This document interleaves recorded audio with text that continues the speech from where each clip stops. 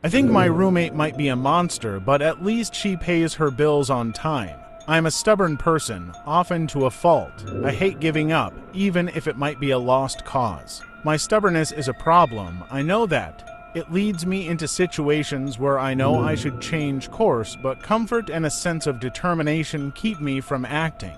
I try to be rational, and in cases where I am expected to believe the unbelievable, I have a hard time. Now I find myself in an impossible situation where I don't have a choice. I must acknowledge I am seeing what I am seeing, and I wish I wasn't because I don't know what to do now. Sorry, I keep getting distracted. I hear the crashing and banging in the basement again. Lania must be at it again. She is always like that. I know I should say something, but what choice do I have? I can't rock the boat.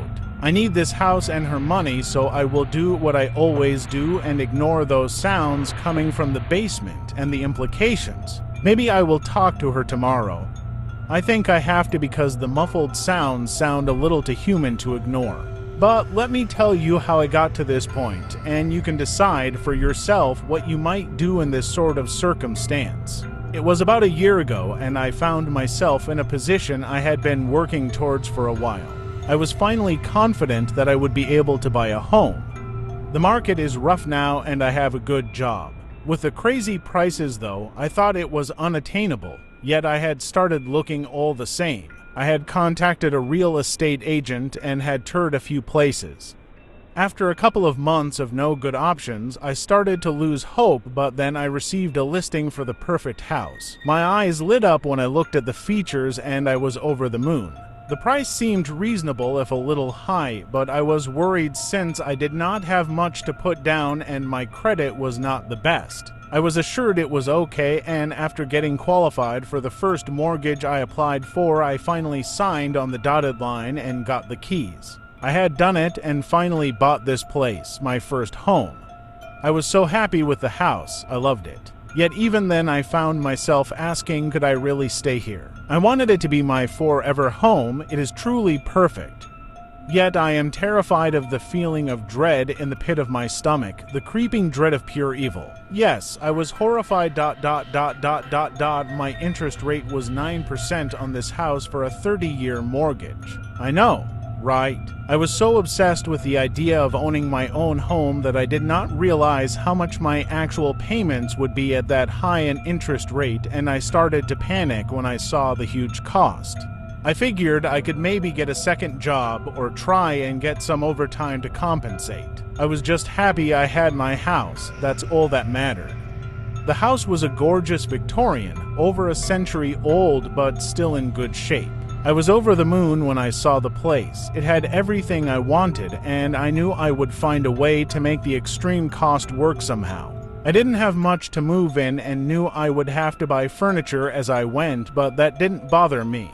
Moving day was hard work as I moved what little I had all by myself. I took a break before the small U-Haul was fully unloaded to get a drink of water and tested the tap. I turned it on and was troubled after a long delay before anything came out. Slowly a reddish liquid trickled and started to flow from the faucet. It had a thick viscosity and almost smelled like blood. No, it couldn't be. Must just be the pipes. I blinked and saw clear water flowing from the sink and brushed the crazy perception off. I returned back and forth several times as the afternoon drew on, carrying boxes and wishing I had called for some help moving after all. The house had its original hardwood floor from the looks of it, and I would be devastated if it was damaged. There was a sound of something crashing in the basement, and I winced at the thought of whatever had been broken down there. A lot of old antique dishware was down there from the previous owners, and though I was not likely to use it, I thought it might be valuable and I may even be able to sell it. Had I left something close to the shelves that fell and broke them, I went downstairs to check. The basement door was hanging open, slowly swaying despite the fact I had been fairly sure I had closed it earlier. There was a foul smell emerging from the aperture as well, and I was not sure what had happened down there. I went downstairs and saw it for the first time. I gasped aloud as I looked at what was down there. There was a puddle of dark liquid, which might have been blood here as well. Out of the corner of my eye, I thought I saw an emaciated and skeletal body on the ground in the basement. I turned my head and it was no longer there, if it ever had been. I got closer to see what had happened and saw broken glass and figured maybe it was some sort of jar of old preserves or something. I stepped back and screamed when I heard a hiss and saw the body of a snake slither into a nearby crevice. Oh God, there are snakes in the basement. I didn't think they could just get into houses. I hurried back upstairs to get the broom to sweep up the mess and maybe look up snake deterrents. I saw a strange-looking woman staring at me through the kitchen window. I blinked and her face was gone and I started to doubt my senses again. After the first day and the weirdness in the basement, the normal day-to-day was good. But the good times wouldn't last. The worst news I could receive was just about to happen. I received a call informing me I was being laid off from my job. I had to scramble to find work, and I was barely able to pay my exceedingly high mortgage. I could barely afford food, and if something went wrong or needed repair, I would never be able to afford the fix. I realized I would need a roommate or something to help split the costs and make it more affordable until I could get another decent-paying job. That was the first time I met Lania. Before I could even write up a request to advertise, I got a knock at my door. It was a tall, pale-skinned young woman with black hair and very serious eyes. The pupils seemed very narrow, almost akin to a cat or snake. She gave an air of authority and threat, but also allure. She stared at me for a moment, and I started to feel uneasy before she finally spoke. "I'm here for the room," she said very bluntly, almost as if it was a demand rather than a request. I hadn't even advertised it yet. How did this lady know I needed a roommate? "Well, yes, but how did you know already?" I asked, completely dumbfounded. She looked at me and then behind me into the house and produced an envelope with $3,000 in it. Holy smokes, lady, I was going to ask for references, but this will do. That's more than what I was going to charge for the rent. A glimmer of a smile appeared on the woman's face, and she spoke. Think of it as a security deposit. I hate to say it, but at the time I was ignoring the many red flags and just focusing on how a good-looking, albeit kind of intense girl wanted to pay so much up front to live with me. This plus my savings meant I had enough to pay the mortgage and then some. I was so happy I failed to see a lot of things and ask a lot of questions that should have been asked. Lania moved in shockingly fast and made herself at home. We didn't see too much of each other because she worked a graveyard shift as a nurse or something, she had said. I figured it must have been since I saw her in the early morning in blood-covered scrubs and figured it might be from the or something. She was a model roommate though, with no issues, very tidy, and always paid her portion of the bills not only on time but normally early. Weirdly, it was always in cash, never with a check or something digital. But maybe she had an old heart and preferred paper currency. The only thing I did notice was she always kept dishes and silverware in her room, and sometimes it left very little in the kitchen when I needed some. When I reminded her, she would bring it back. One time when I was loading the dishwasher, I saw a few plates covered in a reddish sticky color that almost looked like blood. She must like rare steaks, I figured. At this point, I had secured a part-time retail job which was enough to pay a quarter of the mortgage and hardly any food. Surprisingly, Lania was happy to pay for the rest and the utilities to boot. I didn't know how or why she was willing to help so much, but I didn't want to look a gift horse in the mouth. One night, I arrived home and found the door unlocked, and it seemed like Lania was home. At least her car was there. I walked inside and heard something that sounded like muffled crying and then a shrill scream. I raced to her room and barged in. I was not prepared for what I saw. I found her splayed out on her bed. She was naked and her face was covered with red paint or maybe blood. She was entwined with what looked like a large type of snake or python, and it was writhing across her body. I was stunned by the sight. I didn't even realize how my intrusion might be perceived until she screamed again and then turned to me as I entered, and she fixed her gaze on me, and I realized I made a mistake. I didn't know what was going on, but I took a step back and looked away as I retreated, realizing my eyes had been lingering on her bare chest. My cheeks reddened and I quickly blurted out an apologetic. "Oh God, I am sorry, Lania. I didn't know what was going on and I thought you were in trouble."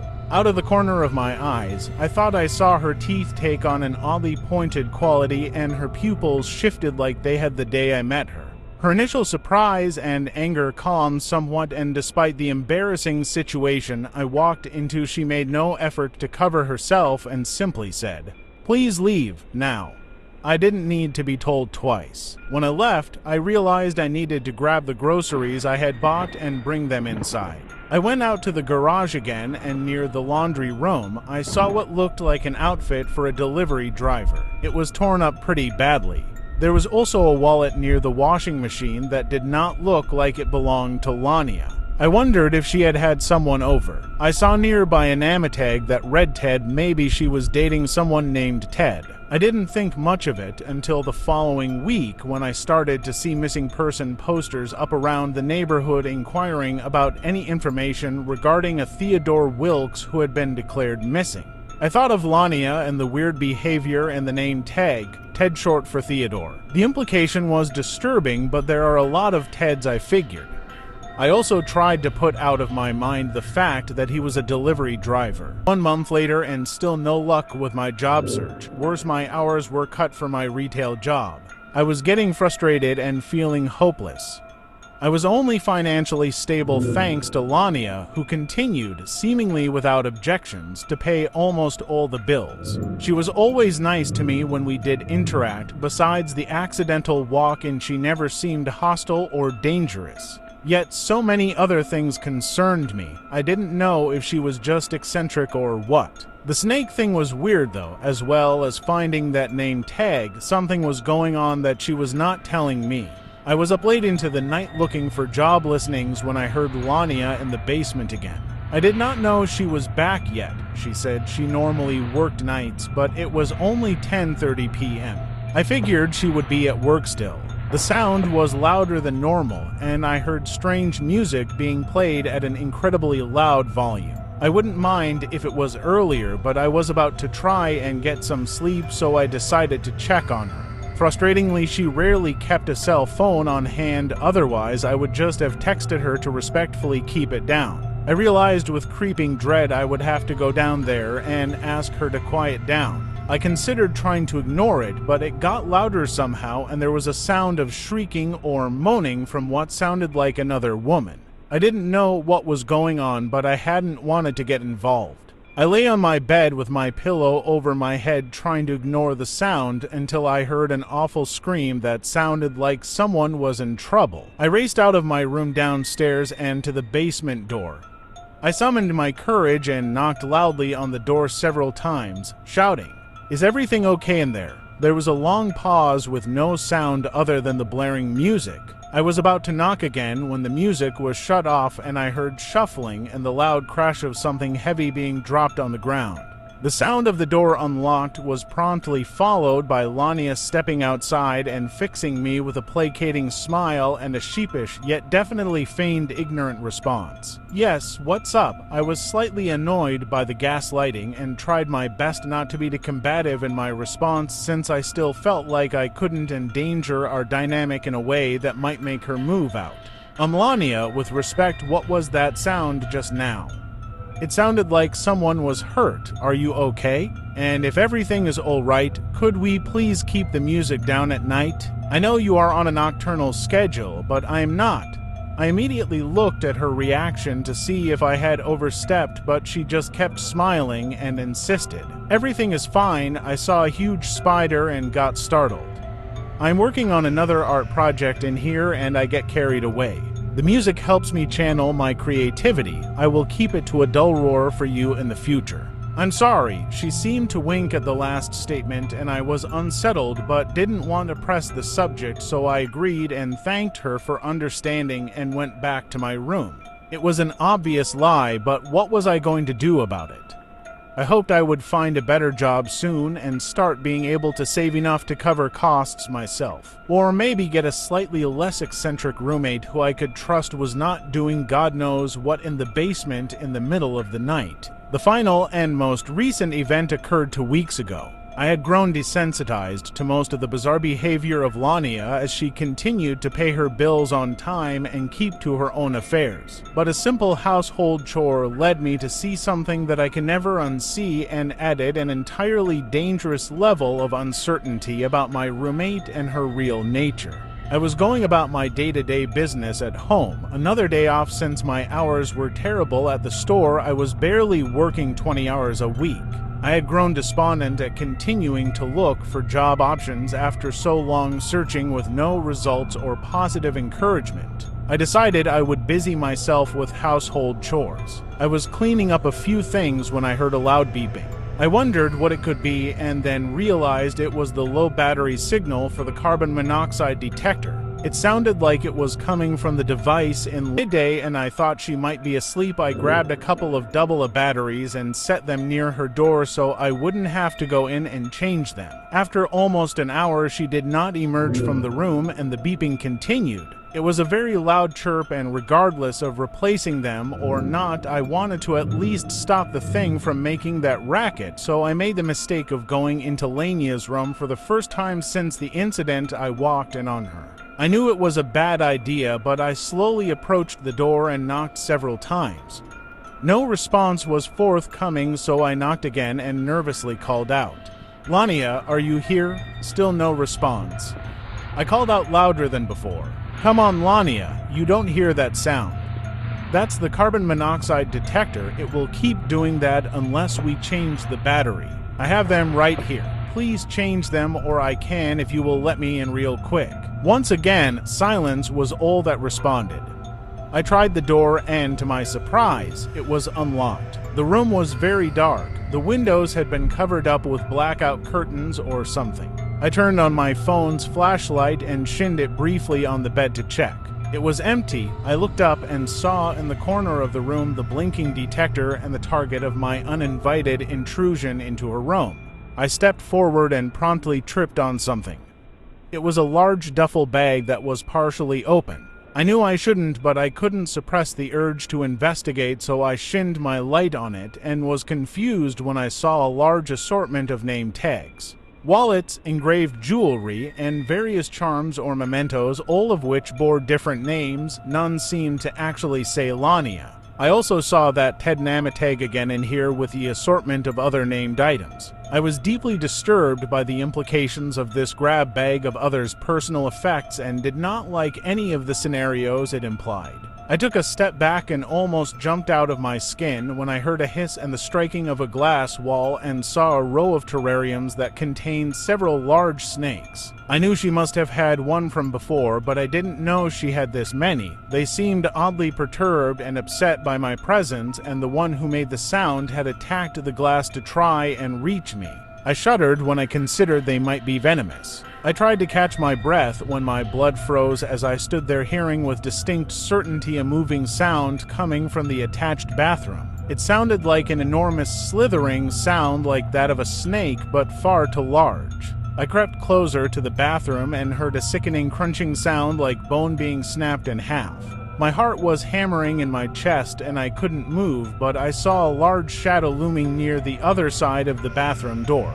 I covered my mouth and tried to slowly back out of the room. Suddenly, the door handle began to turn, and I fell back into the dark corner of the room. The door didn't open just then. For whatever reason, the figure on the other side continued to slide around in the bathroom, and another savage crunch was heard. I let out a controlled, raspy gasp to not make too much noise, and I pressed my hands against the wall to steady myself. As I touched the wall, I felt something gross and sticky. I managed to sit upright and slowly step away from the wall, trying to be as quiet as I could. I gently reached back into my pocket to get my phone and turned to face the corner of the wall I had just been pressed up against. Once the light shone on the scene, I felt like I was going to be sick. The corner held an array of large bundles of meat still slicked with gore and wrapped in a large bundle of butcher's twine. I did not like the shape of the thing at all. The proportions were very large, but not so large as to be bovine or deer. Some seemed to be disturbingly suggestive in length and general outline to that of the human anatomy. I didn't know if the light was playing tricks on me, but I could have sworn I saw the outline of an entire human-sized femur and a partially flensed chunk of meat. I turned away in disgust at the smell and general horror of the scene and quickly crept towards the door. The handle once again jostled on the bathroom door, and this time it did start to open. I flung myself forward onto the ground and crawled under the bed. I held my breath but almost let out a gasp as I saw what appeared to be a partially eaten human head under the bed near where I was hiding. I almost screamed aloud when after a pause a scaled hand reached underneath the bed and groped for something near where I was. It reached for a moment and then grasped the half-eaten head and pulled it out. I couldn't move, couldn't breathe. I simply waited in terrified suspense as I heard awful crunching and tearing sounds and the sucking guttural consumption of the morbid meal from a creature not fully used to chewing its food. I also saw under there, when I opened my eyes again, the discarded dishes from my dining set, caked in what looked alarmingly like dried blood. I lost track of the exact time I spent in that nightmare room, listening to the thing finish its morbid meal. Then somehow the slithering about the room stopped and I heard the soft padding of human feet and a sudden pressure on the bed above me as of someone sitting down. Daring to set my eyes ahead and look out slightly, I saw a normal-looking woman's feet, and I heard a soft sing-song humming of a song as a figure bent down and put shoes on and walked forward, and from the sounds of the door had departed the room.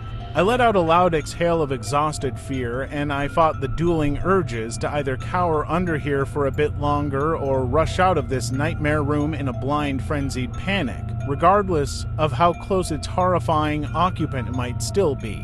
Tried to calm myself down, and eventually, after what may have been 2 or 3 minutes, I pulled myself from under the bed and rushed out of the room. I whirled back to close the door to Lania's room, and as the door clicked and my hand was still on the door, I heard a voice call out, "Is there something you need in my room?" I froze in place, terrified of turning around for fear of what I might see. I managed to spin my petrified body around, and I saw Lania. No monster, just Lania. She was fully dressed, no blood was covering her body, and no snakes writhed about. I stood there staring dumbly before her, stammering for an answer.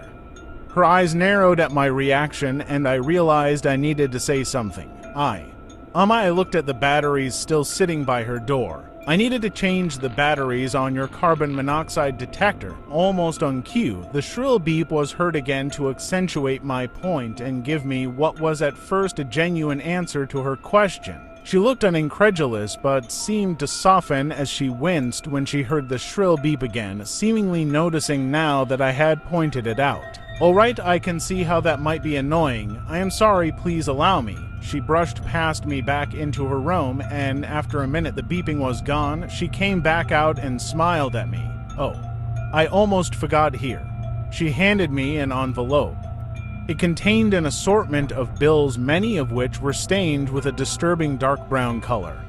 In total, it looked to be close to $4,000. For rent and consider the rest extra for the batteries, she winked at me and brushed past me, and I stood there dumbfounded as I heard the front door open and close and a car leaving shortly thereafter. I have no idea what just happened or if what I experienced was real or a nightmare. I know now what I fear is likely the truth, but what did I really see? Whatever Lania is doing, or indeed whatever she might truly be, I do not know. But I do know that besides the mess and the eccentricities, she pays her bills on time. The awful nightmare of a serpentine woman hybrid who preys on men is damnably suggestive of the story of the demonic Lamia. I considered her name to Lania. No, just a coincidence, I'm sure, like that Ted who went missing. Maybe I will ask her about it later, but for now, I think I should deposit this money into my account and start a savings account. Perhaps I can afford to ask her to leave a little bit later. Yes, I think that would be the safer option. Demons can't be real, right? But homelessness sure is, and I mean, I am just being paranoid, right? Thank you for watching. Subscribe and follow my other socials.